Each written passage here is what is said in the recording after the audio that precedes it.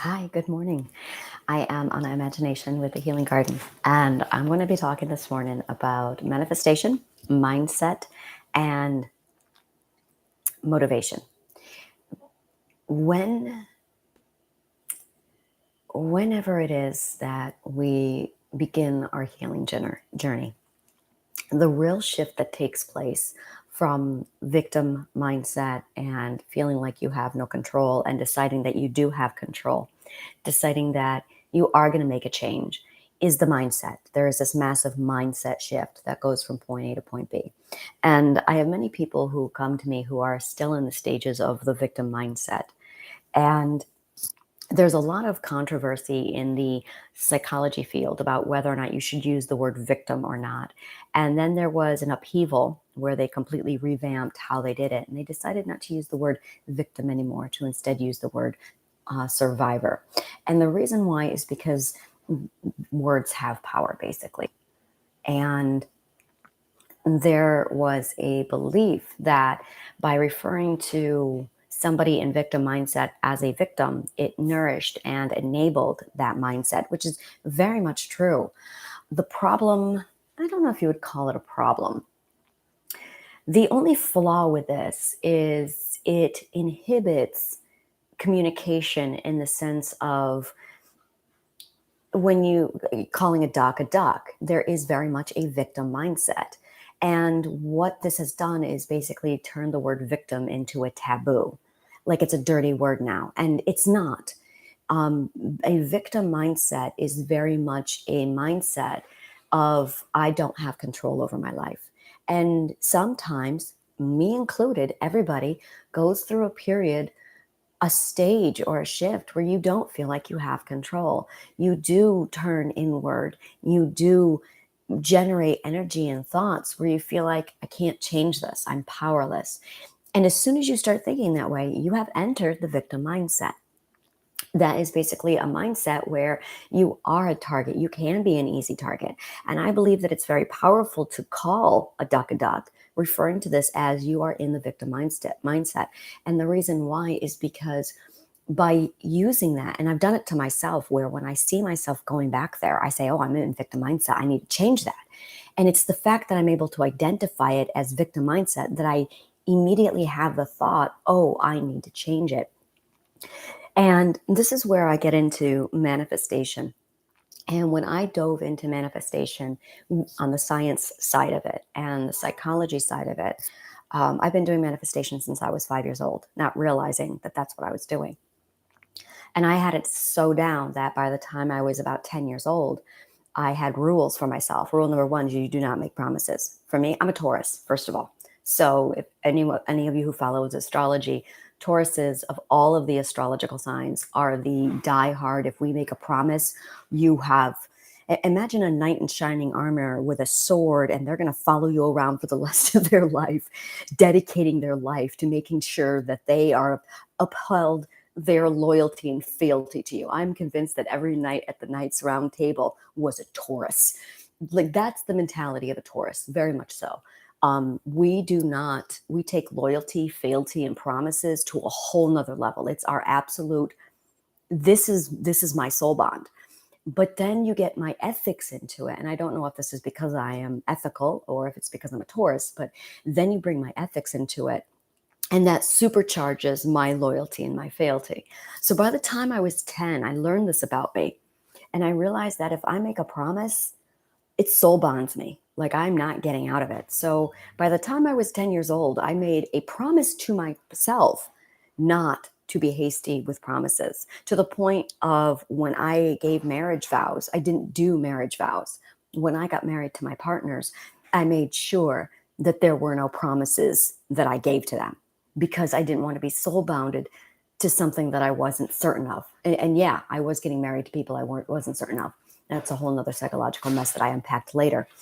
But what with the victim mindset, I realized that there was definitely a mind shift. And I wasn't there for very long. By the time I was 4, I was fighting for what was right. I was fighting for for things that were weaker than me or were incapable of fighting and standing up. By the time I was 8, I was a warrior and I was facing off with people. So for me, I never really embraced fully the concept of I don't have something in my control when it was just never an option for me. And I did, no, I never did. I really cannot fully understand. It's of all the healing, it's the one thing I really cannot relate to because I just never had it in my head that I couldn't control my own fate. I never allowed people into my subconscious mind that deep to convince me that I couldn't make a choice. When I was all through from birth up to 18 years old, I lived with a concept of at 18 years old, excuse me, I have a cat. Come on, baby. At 18 years old, I knew I would have the option to have freedom. I looked into emancipation when I was 16 years old. So these were all things that I took into account where I was aggressively going for a goal. Just a minute. I have ADHD and I can't ignore my cat being obnoxious. Come on. Kitty, kitty, kitty. Come on. So it was very much it was very much at some point in the future, I will have the opportunity to choose. So then I made that future moment my goal in which I was going to pursue and go for that goal and take care of it. So when I started to realize that I had this ability to make wishes and they came true almost every time. By the time I was 15, I always got what I wanted. And I always thought it was due to determination. I always thought it was due to determination. Okay, we're going to do this because I have ADHD, ADD. I'm not sure which one. I think I have ADD, but I can't handle the cat doing cat things. And I know there are other people out there who have ADD, ADHD, and when they hear things like that, they can't focus, and I get it. So let me try and control the animal. So this is Midnight. Okay, he's going to be my partner for a minute. There we go. So basically, you're in a chair now. So basically, I figured out manifestation by the time I was 15. I just didn't know what it was I was doing and what it was called. I just knew how. And lately, when I discovered manifestation about 2 years ago, I really got into it and started to break it down and analyze it. And what I have learned manifestation is basically there's two ways you can manifest. There's conditioning, psychological conditioning through repetition, and there is rationalization, which is basically dialectical behavioral therapy. When I realized that manifestation, and there's a lot of mysticism around manifestation, a lot of spiritual people who are reflecting on it going, oh, it needs to be this, or this is what it is, or you're tapping into the soul, you're tapping into God, it's God. And there's a lot of spiritual explanations. And I don't want to get into that at the moment. I have my spiritual belief. I respect yours, but that's not what I want to talk about. I want to talk about how to manifest. So the purpose of manifestation is basically to change your mindset. That's really what you're doing. On the science, psychological level, that is what we are doing. We are changing our mindset. We are going from victim mindset over to survivor mindset, and then eventually from survivor mindset over to thriver mindset. Victim mindset runs on the basic impulse, so the basic thought process of, I have no control over the situation, which is actually conditioning from your abuser put into your brain so you'll obey. The second side, the survivor mindset, runs off of the fuel of, I'm going to get through this. I will survive this. I'm taking control and I'm going to change the situation. I will get through this. The problem with survivor mindset, and there is a problem with victim mindset, there is a problem with survivor mindset. The problem with survivor mindset is you spend a lot of your time and energy not thinking about flourishing, not thinking about growth. You're not thinking about who you are. You are thinking about just getting through. Think of it this way. A student. You have a student. All right, ready? Watch this. And this is great because my daughter was off of school all of last week for regions, and she's about to start summer school this week. So she has 2 days of school left. So this really relates to me right now. Students, if you are the victim mindset, if you're a student, goes like this. There's nothing I can do about my grades. If I fail, I fail. If I pass, I pass. It's up to God, or it's up to the divines. It's not in my control. There's nothing I can do to pass or fail. I'm just going to show up and I'm just going to do whatever. And it's very whimsical. It's very open. It's very, I'm not going to take control or responsibility at all for my grades. And in most cases, they fail. Now, the flip side of that is, I just want to pass. I just want to pass. That's all I want. I just want to pass. And they will do the work around them just to get that 65 average, just to get that pass grade. They don't have to think about anything else. They just want to pass. And when they get their grades back, they don't evaluate good or bad. They just look at, did I hit the desired number lowest available? A thriver mindset says, I want to be an honor student. No. I want to graduate with honors. I want to graduate valedictorian. That is a thriver mindset. So when you take that example of the student, the whatever happens, happens, it's not my control, versus that mindset of I just want to pass, versus the I want to be valedictorian. I don't want to just pass. I don't want to just get by. I don't just want good grades. I want to be the best. I want to be valedictorian. That's thriver. So now when you switch over to trauma, it's the same thing. It's the exact same thing. You have this mindset of whatever happens, happens. If this person beats the frick out of me, oh well, God's ordained it. I can't control that. The second side of all of that is I just want to survive it. I just want to get through it. The problem is after you get through it and you do get out of your trauma, you're still thinking, I just want to survive this job. I just want to survive this marriage. I just want to survive this fight with my kid. I just want to, and your standards are way down here. Your lifestyle is way down here. You might be making money, maybe, and you might be making money paycheck to paycheck, and you're barely getting by. You're budgeting just so you can eat. That is survival mindset. Now, the flip side of that, the next stage is thriver, where you say, I want to be a millionaire. I want to be wealthy. I want to be rich. I want to have money so I can do better things in the world. I want to know financial freedom. I want to volunteer. I want to learn how to dance. I want to live life. That is thriver mindset. See how they compare to the student. Now,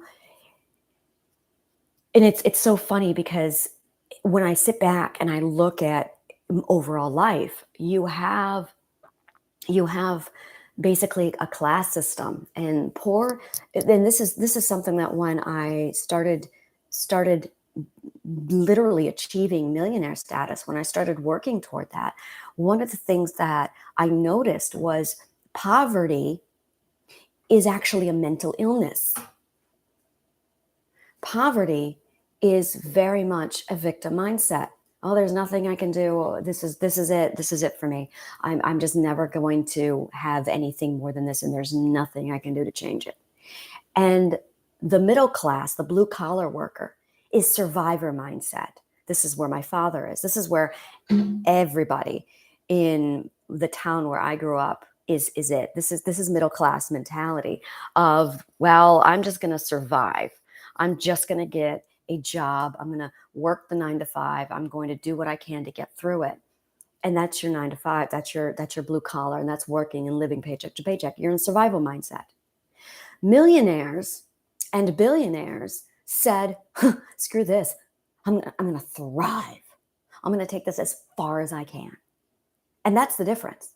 That is the difference between the student, the trauma survivor, the trauma victim, and the blue collar class system worker. You have the victim mindset. You have the survival. I'm just going to do bare minimum to get by. I'm going to take control just enough to get through it. And then there's this attitude after that of, why am I just getting by when I can thrive and flourish and be something amazing? And the difference is the mindsets. Now enter manifestation. When manifestation enters into things, now it requires motivation. This is where motivation and manifestation really come hand in hand. And this is the difference between the different mindsets. With manifestation, there's this concept that you can control it. It's very much I'm going to control it. But if you have a poverty mindset, if you have a blue class worker mindset of, I'm just going to survive, manifestation is most likely not going to work for you. Manifestation only works if you completely fully embrace the third mindset, thriver mindset. Because poverty mindset gives out the energy of positive or of poverty mindset. You are giving almost no positive energy. You are nurturing nothing positive. It's only negative. I can't control this. I'm completely at the mercy of other people and other situations and my financial situation. I am totally at the mercy of my grades and my teachers. There's no responsibility I can take here. And that's all the way over here with poverty mindset. The second kind of mindset, survivor mindset, is where you're living half positive and half negative, where you're still nurturing a lot of that mentality from poverty mindset while scraping by. So you have this inconsistent hodgepodge of energy that's being produced from your mindset, from your thoughts, from your emotions. You'll be thinking, God, this is so hard. There's so much horrible things happens to me. You complain a lot. And that complaining dumps negative energy into your path stream and into the stream around you. This is science. This is physics. This isn't astrology. This isn't ethereal. This isn't mysticism. This is physics. This has been proven. They're being able to measure the frequency to show that the vibrational frequency literally does change to envelop your thoughts, your mindset, your beliefs. And it keeps you in this inconsistent. This is why people who are in middle class experience occasional bouts of joy and happiness and occasional bouts of poverty and difficult times. It's because they are in this mindset where they are toggling both sides. So there's a lot of inconsistency. When you get over to the third, it's completely taking full control into your hands. You are exuding constant amount of positive energy. You are constantly thinking, okay, this isn't a problem. This is a challenge. This is a learning opportunity. Over here, it's, oh, why does everything horrible happen to me? That is going to generate poverty mindset. While over here in the millionaire, billionaire mindset, there's very much this attitude, this feeling, and this enveloping concept of, oh, something bad has happened. And even then I'm going, bad, something bad has happened. Nothing good or bad. It just is. How can I turn this into a positive? How can I take this and learn from it? This is a learning opportunity. Now I'm excited. So when bad things happen to me, I get excited. I get excited. And one of my favorite examples is when I was publishing books regularly. And when I was throwing my books out into the world, I would get rejection letters. And I was so excited. I loved getting rejection letters because I am a firm believer that it's going to require X amount of rejection letters before I get my deal that's accepted by a published author. And as a result, every time I got a rejection letter, I saw it as a mathematical formula. Oh, look, I am one rejection letter closer to my yes. Yay! I was so happy to get a rejection letter. So it was, when I started off, it was, okay, I have X. I got a rejection letter. Yes, I have X minus 1. Yay, I have X minus 2. I'm getting closer. I have X minus 3. It's all about mindset. It's all about mindset. The formula for Harry Potter was X minus 13. She just needed to submit it 13 times, but she didn't know X. So X was 13. So the first rejection letter she got, it was X minus 1. The 10th rejection letter she got, it was X minus 10. Now, unfortunately, we don't know what X is. But this mindset over here will view X as exciting adventure and unknown. We don't know what's awaiting ahead. That's an exciting unknown. That's an adventure. Anything could happen. Now I'm excited. That is the wealth mindset. That is the thriver mindset. So that anything that's negative that happens, will immediately fill us with joy and excitement. Nothing can break us down. It astounds me, my partner, when his dog passed away, 20 years, beautiful little Chihuahua.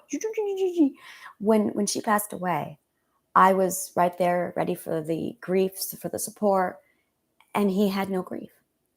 He said to me instead, I am so grateful for the 20 years that I had with her. And I just went, I have never, ever in my life seen anyone handle grief the way that man handles grief. It was beautiful. I learned so much from that man, so much from him. I'm still learning so much from him. And when I heard him say that, it completely changed the way I think about grief. That if we plug into gratitude, it's very much a wealth mindset that he had. And it was astounding. It was beautiful. And so whenever we're dealing with manifestation, now we're going to bring manifestation back into it. You have those three mindsets. You have this overall, everything's always negative. You have this, I'm going to do bare minimum, and I'm going to toggle the road, and some things are going to be good and some things are going to be bad.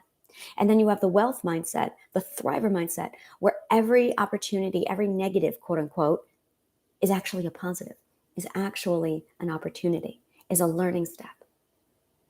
This is it. Now, this kind of mindset requires maintenance. It requires daily meditation. It requires daily sitting down, daily looking into your mind and pulling apart all of your shadow work. It requires challenging your misleading beliefs, which is where I come back to, how does manifestation work? There's two ways. You can condition yourself by repeating over and over again the manifestation that you want. And people think, oh, if I say it, then the universe will give it. And that's not the exchange you're in. What you're doing is you are conditioning yourself to step into constant flow of positive energy. That's what you're doing. But if you don't believe it, it's going to take you longer to get there, which is why manifestations sometimes work for people who are in this mindset. It never works for people who are in this mindset. It does not work for people in this mindset. For people who are in the middle mindset, it sometimes works. But the people who are in this mindset consistently make it happen because they know how to step into the stream of positivity and embrace it constantly, because they are constantly working to nourish it. Now, I'm going to flip this around. There's two ways you can do this. You can condition yourself through brainwashing, which is the repeated meditations. This is what Abraham Hicks does. This is 100% what Abraham Hicks does. And I am a huge supporter of Abraham Hicks. It is phenomenal and that they use the conditioning. But if you have some serious misleading beliefs due to some fear-based traumas, it's going to take a lot of work to go from here to here, because you have to address those misleading beliefs. So with the misleading beliefs, this is where I know how to do this. I went, well, easy. That's just dialectical behavioral therapy. Now, dialectical behavioral therapy is, in the psychological field, a mysterious level of therapy that very few psychologists, therapists are trained in. It's almost intimidating. It is a technique that is only used on borderline personality disorder, and I believe it should be used on addiction. I am 1000% backing the concept that that dialectical behavioral therapy is a solid cure to addiction. 100%. Like, I cannot emphasize that to you enough. So what dialectical behavioral therapy is? First of all, we're going to talk about cognitive behavioral therapy, and then we're going to step it over to dialectical. Cognitive behavioral therapy is basically conditioning. It is literally a process of locating a negative thought, locating a toxic thought, locating a physical symptom that is being triggered by a subconscious thought. Either way, you are interrupting thought, whether it be conscious, subconscious, doesn't matter. Cognitive behavioral therapy raises the conscious awareness. It makes you aware that you have subconscious thought. It teaches you how to interrupt the thought and redirect it to the stream. So when you are in the middle of a PTSD trigger or a narcissistic trigger or a borderline trigger or an addiction cycle or a guilt cycle or a fear cycle, where you are is actually over here. You are in this mindset of there's nothing I can do. The cognitive behavioral therapy takes this thought and directs it over to this mainstream of yes, you are in control. Yes, you can. That's the difference. That's what cognitive behavioral therapy does. So that when I heard a dog barking, the dog barking was the catalyst that told my brain that the dog is in pain and I'm going to be beaten. So even though it was just a dog outside playing. So I took my conscious awareness, I raised it up to this level. I heard the dog bark, and I knew that within seconds, moments, I was going to feel fear and anticipate my brother beating me. So I took cognitive behavioral therapy and I immediately changed the thought. I went from, oh my God, I'm in danger. Oh my God. And this was all very, very subconscious. I took that thought and I shifted it to say, no, my brother's not going to beat me. I am safe now. I am in Brooklyn, New York. I am in New York City. My brother isn't even here. Now, do you hear the logical argument I'm giving myself? My brother isn't even here. That's dialectical behavioral therapy. What that is when you use rational thought, rational formal argument to redirect, reshape, and reform the misleading beliefs. So cognitive behavioral therapy is you are safe. You are safe. You are safe. It's the conditioning. You are safe. You are safe. And this is what they teach you when you start therapy, is they will just condition you and condition you. And if you're manifesting, you are manifesting. You are safe. You are safe. You are safe. Cognitive behavioral therapy is meditation and manifestation. Now, the next stage up from that is challenging those misleading beliefs. Now we're getting into dialectical behavioral therapy. So you're sitting here going, I am safe, I am safe, I am safe. But there's this thing inside of my chest going, I'm looking for my brother. My brother is going to come and beat me because every time I heard a dog bark, I was beaten. The danger was near. Your brother is not here anymore. You're not 8 years old anymore. You're not 10 years old. You're not 15. You are not at the mercy of your parents who ignore the abuse and encourage your brothers beating you. You are a grown woman who has boundaries, who lives in New York City, who can tell your brother to fuck off. I am all those things now. I am not the same person. I am not in the same place. I can abandon this belief because this is a belief of an 8-year-old child who was terrified and helpless. I'm not that person anymore. I can throw away the belief. This is where I love to say, I release what no longer serves me because that toxic belief no longer serves me. So I have discarded it. Now let's manifest. Now let's say, I am safe. And I am, because I know I am in New York City and my brother isn't even here. And I'm a grown fucking woman. No one fucking touches me. So I'm good. That's manifestation. That's dialectical behavioral therapy.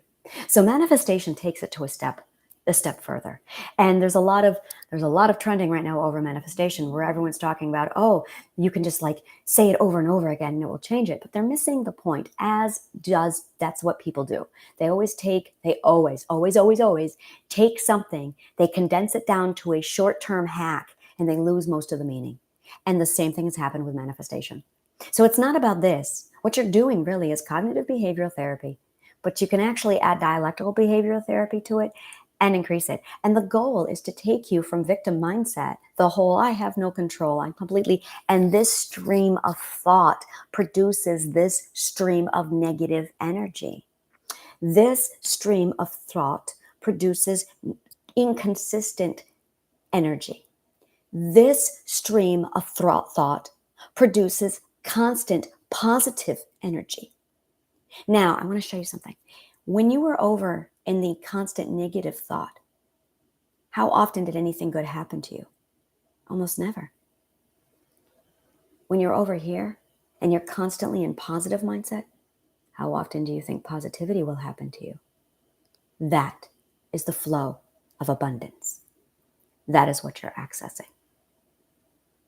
The problem is a lot of people think they can just manifest and use holistic medicine and boom, they're there. And that doesn't work that way because you're not doing the shadow work. You're not internalizing it. You're not challenging your misleading beliefs. So you're actually here. There's several people I know right now. I have at least 3 clients who this is their problem, is they are very much in this middle stage of, I'm going to do survival mode for my career. I'm going to do survival mode for my self-esteem.